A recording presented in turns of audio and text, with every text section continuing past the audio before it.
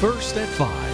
From the University of Florida's College of Journalism and Communications, you're watching WUFT News. New hope for many homeowners suffering from hurricane damage in Alachua County. But a recurring nightmare for one neighborhood where washouts have been gouging the private roads and small bridges for 3 years. That neighborhood off Waldo Road is our top story for Friday, September 15th. I'm Alexa Lorenzo. And I'm Janae Muchmore. Thanks for joining us.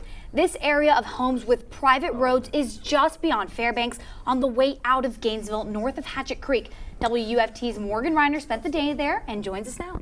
Guys, it has been quite the ordeal for the people living in that neighborhood, and now they're worried that their troubles are in fact back. This neighborhood once had 3 little bridges as the lifeline to Waldo Road, but when a second one washed away a couple years ago, more than a dozen families were stranded. It took a year to find an affordable solution, and then Irma started, the creek raging again. It's been a 3-year-long battle over this road, a private road the 15 families nearby are in charge of maintaining. When the bridge washed out in 2015, the county's solution, a special tax and permanent bridge, was far too expensive. Residents instead pooled their money for a low-cost replacement. We all got together and hired a bridge contractor who gave us a deal, and we were able to get it fixed, and we all chipped in. After Hurricane Irma, the $40,000 bridge remains in place, but the roadway on either side is wiped out again. There was over 3 inches of rain, or 4, in the road itself. And by the time we got down here, we had Niagara Falls on either side of the road. This bridge was constructed less than a year ago, and now residents, some of whom are actually disabled, are trying to figure out how to get from this side of the bridge all the way over to this side of the bridge.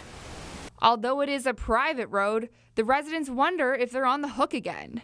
I do know that if it is a natural disaster, which it clearly is a natural disaster, the county would have funds from FEMA to help get this fixed. So that's what I'm hoping for.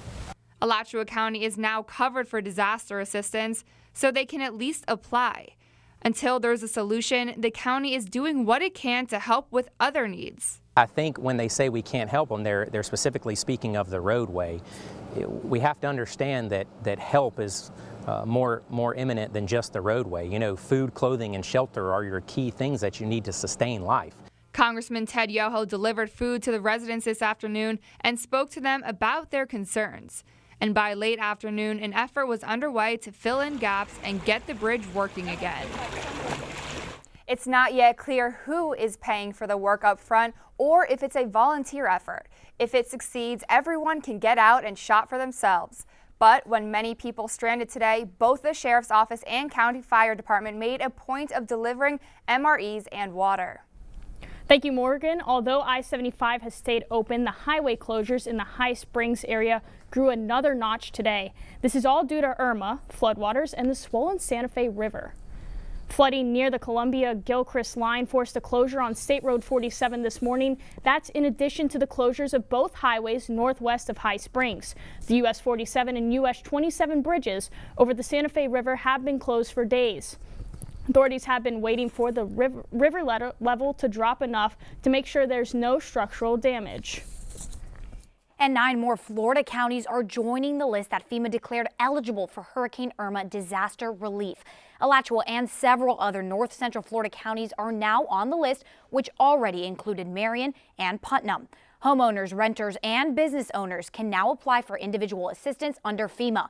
Those who wish to apply must first register online at disasterassistance.gov or by calling FEMA. Alachua County still has more than 10,000 without power. And now, after days of waiting, a mobile home community near the airport is now back online. But some still need a lot more help. WUFT's Nicolette Perdomo joins us from the newsroom with that story. Alexa, Janae, parts of Lamplighter Mobile Home Community were damaged from Hurricane Irma. One of the newer residents there told me her story. 68-year-old Veronica Nash was denied federal assistance when she applied this week. She was surprised given what happened when Irma hit her mobile home community near the Gainesville airport. The storm brought widespread flooding and damage, and her new mobile home was in an unlucky spot, hit by a falling tree. I can't stand there.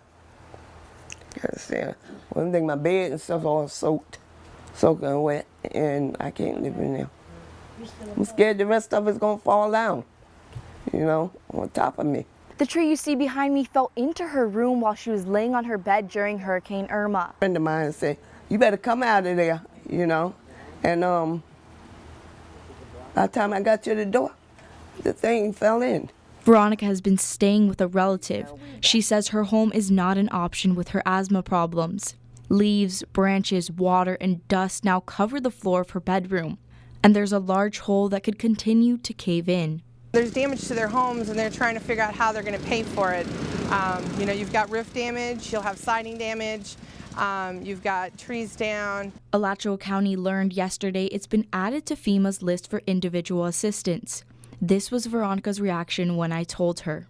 I'm going to reply soon as y'all leave. I'm going to find a computer where I can re-apply all over again. I'm telling you, I believe that. Anyone who was previously denied for individual FEMA assistance in Alachua County can reapply now. FEMA says it will take 7 to 10 days for an inspector to assess the damages. Reporting live from UF's Innovation News Center, Nicolette Perdomo, WUFT News. Nicolette, thank you. We saw some quick showers pop up throughout the afternoon. Yes, I wonder how much longer we can expect that. WUFT's Grayson Jarvis has your forecast. Well, yes, we have been seeing some quickly forming showers throughout the region going into the afternoon hours, and this is going to dissipate roughly around 9 p.m. tonight. Let's go ahead and look at the radar right now. Roughly by 8 p.m., 9 p.m. is when we're going to see the last major band over Gainesville, and going into the rest of the evening, that's mostly going to patter out ahead of tomorrow's game. So we're pretty fortunate that hour by hour going into the rest of your evening. By 6 p.m., we're down to 84 degrees, but still a 60% chance of rain and showers throughout the region. By 8 p.m., we're down to 79 with a 40% chance. By 10 p.m., we're down to 77 with 30% chance, and that continues to drop. At 12 a.m., we're down to 75. Stays like that roughly until about 4 a.m., we're about down to 74 degrees with a 10% chance of storms. And again, this is going to pick up a little bit as we approach the game tomorrow, but we should be pretty good. Back to you guys. Thank you, Grayson. One of the Gainesville police officers pictured in a photo that went viral during Hurricane Irma is now suspended. Officer Michael Hamill, seen in the middle, was suspended today with pay. Hamill and other officers became known as the Hot Cops after posting a photo on Facebook during Hurricane Irma. According to GPD spokesman Ben Tobias, citizens brought forth complaints regarding Hamill. And Florida law states complaint information is confidential during ongoing investigations.